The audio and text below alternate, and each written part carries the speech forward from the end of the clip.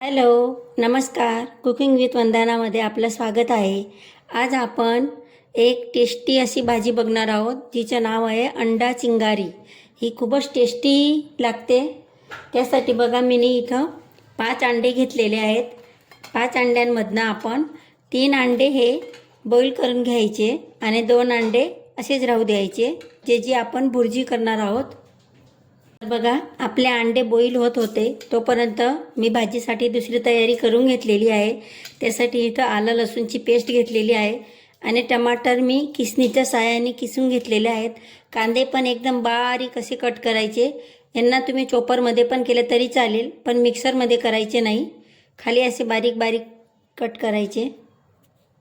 त्यानंतर बघा, इथं मी एका बाउलमध्ये जे अंडे आपण बॉईल केले नाही असेच राहू दिले आहे, त्यांना फोडून घ्यायचे.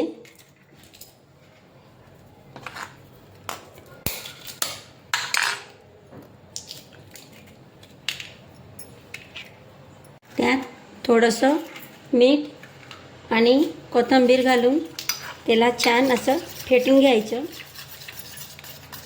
त्यानंतर बघा, मी गॅसवरती एक कढई ठेवलेली आहे. त्यात 3 पाड्या असं तेल घालत आहे.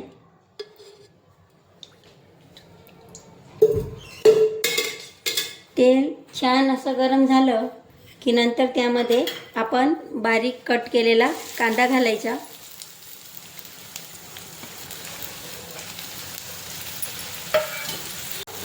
आणि कांदा छान असा सॉफ्ट होईपर्यंत त्याला परतून घ्यायचा.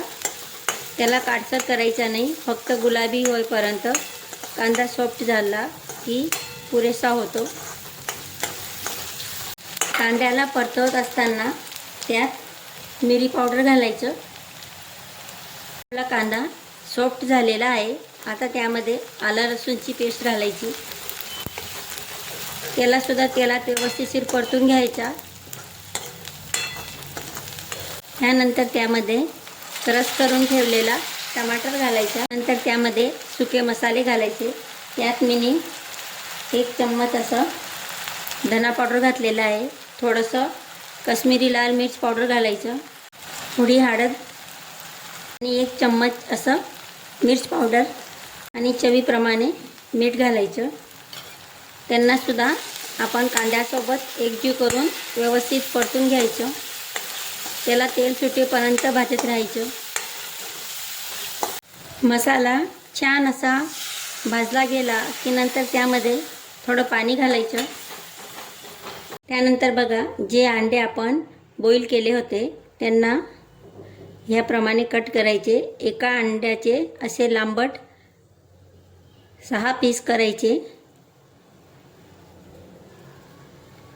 याप्रमाणे.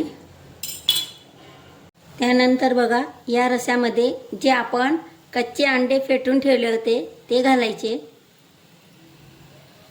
आणि त्याला ह्याप्रमाणे अलगद हाताने गोल गोल फिरवून मिक्स करायचं. बघा, याप्रमाणे आपली कच्च्या अंड्यांची याच्यात भुर्जी तयार झालेली आहे. त्यानंतर त्यामध्ये आपण जे बॉईल केलेले अंडे होते, जे पीस करून ठेवलेले होते ते घालायचे. याप्रमाणे तुम्हीसुद्धा ही अंडा चिंगारी रेसिपी करून बघा. ही खायला खूपच टेस्टी लागते. आणि जर तुम्हाला ही रेसिपी आवडली असेल तर माझी चॅनलला सबस्क्राईब करायला, रेसिपीला शेअर आणि लाईक करायला विसरू नका. त्यानंतर त्यात थोडीशी कोथिंबीर घालायची.